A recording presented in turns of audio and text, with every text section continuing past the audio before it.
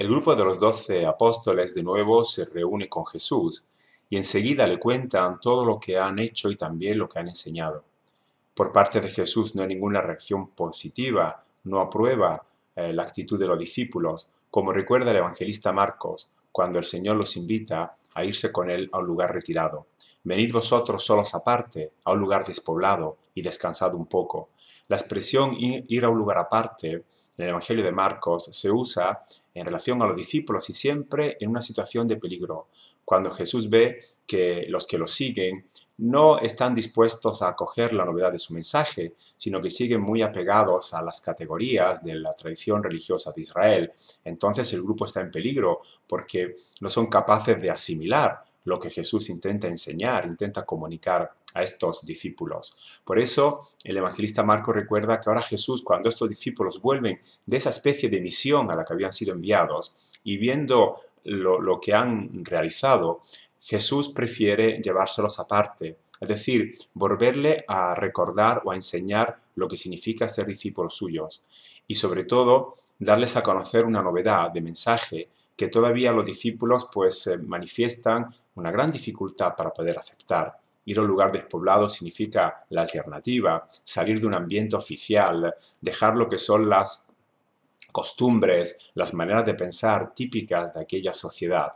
Porque Jesús no había encargado a los discípulos, no había dado la misión ni de enseñar ni de realizar aquellas obras, como ya recordaba el Evangelio el domingo pasado, de ungir los enfermos con aceite, o expulsar demonios, o curar personas, sino que Jesús les había pedido solamente que fueran entre la gente para encontrar ambientes en los que establecer relaciones de igualdad, sentirse acogidos, vivir la gratuidad, ser personas capaces de superar cualquier prejuicio que pueda crear división, que pueda crear separación entre las personas. Nada de esto han hecho los discípulos, al contrario, se han puesto a enseñar, cuando Jesús nunca le ha pedido que enseñe.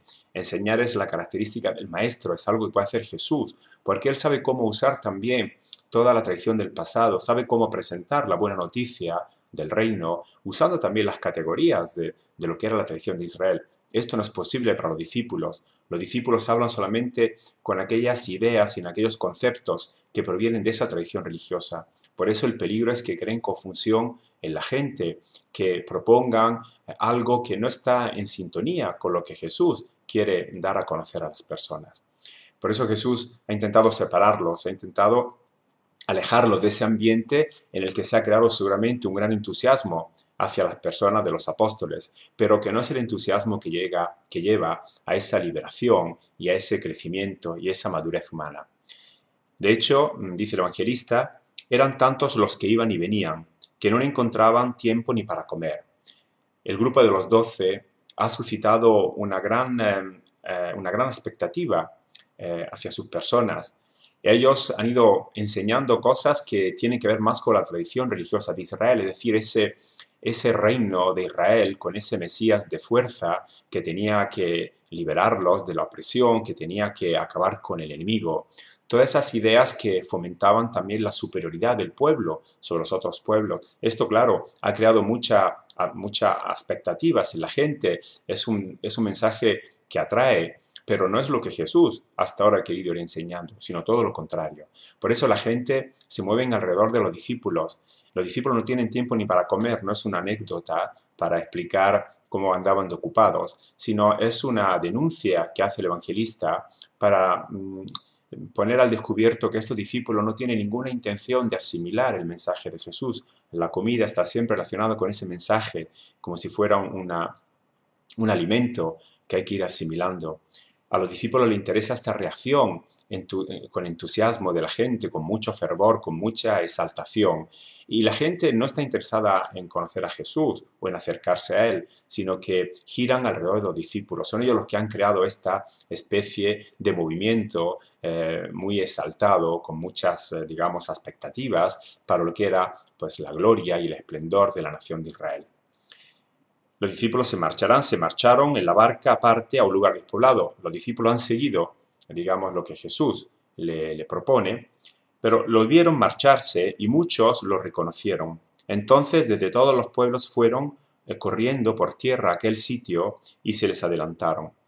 La gente, cuando ve que los discípulos se marchan con Jesús en una barca a ese lugar despoblado, es decir, a un lugar fuera de toda esa corriente, de toda esa exaltación que se había creado, pues la gente por su cuenta los adelantan y saben dónde van a ir ya con la barca, dónde van a llegar en esa orilla del lago de Tiberíades, porque no quieren dejarlos escapar, no quieren quedarse sin esta especie de líderes en los que se han convertido también los discípulos. Al desembarcar, vio una gran multitud, se conmovió, porque estaban como abejas sin pastor, y se puso a enseñarles muchas cosas. Jesús tenía un propósito de llevárselos a los 12 apóstoles a un lugar retirado, fuera de toda todo ese movimiento, para explicarles de nuevo lo que consiste seguir su enseñanza, el mensaje, la novedad de esa buena noticia que tienen que ir asimilando los discípulos. En cambio, Jesús ha cambiado programa. Cuando al llegar a aquel lugar ha visto toda aquella multitud, toda esa gente, se conmueve, porque dan a entender esta situación de estar como descarriados, desorientados, perdidos. El evangelista usa una expresión muy fuerte, como ovejas sin pastor. Y Jesús se conmueve. La conmoción, el conmoverse, es una actitud típica de Dios en el Antiguo Testamento. Es ese sentir una atracción fuerte de ternura, de pasión, de cercanía hacia los que están mal.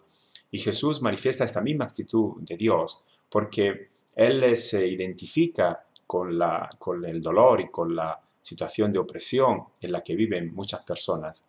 Y es curioso que el evangelista Marcos haga esta descripción, que toda aquella multitud era como ovejas sin pastor, pero si algo nos faltaba en aquel tiempo eran las sinagogas, eran los maestros de la ley, eran los doctores, los escribas. Es decir, que había muchos pastores, entre comillas, que se dedicaban a adoctrinar al pueblo, a imponerle pues toda una serie de tradiciones, una ideología religiosa muy fuerte y también pues una ideología que servía para mantener el poder de aquellos que enseñaban y la opresión, el estar sometidos de los que tenían que recibir aquella doctrina. Por eso el evangelista pues describe de una manera pues muy realista esa desorientación o estar un poco perdidos en los que se encuentra la gente, porque lo que enseñan aquellos pastores o aquellos maestros no enseñan nada que sirva para la vida, sino que enseñan doctrinas que sirven solamente para tener al pueblo más sometido, con una serie de preceptos, de normas religiosas, pues de una serie de ideas acerca de la culpa, del pecado, del castigo, de la indignidad, de la impuridad, todo aquello que dejaba a las personas completamente incapaces de poder tener experiencia profunda del Padre, experiencia profunda de Dios. Por eso Jesús se puso a enseñarles. También los discípulos han enseñado, pero han creado mucha confusión, porque de hecho la situación que encuentra Jesús es una situación deplorable. Están como perdidos toda esta gente, así que ni siquiera el trabajo de los discípulos ha servido para dar a esa multitud de personas pues una orientación, una esperanza, una alternativa a su vida. Y entonces será Jesús ahora el que se ponga a enseñarles. A Él no le preocupa que los discípulos se hayan, dedicado a hacer otras cosas. Le preocupa ahora la situación de esta gente que tiene que ser ayudada para salir pues, de esa opresión y sobre todo de esa situación de no vida.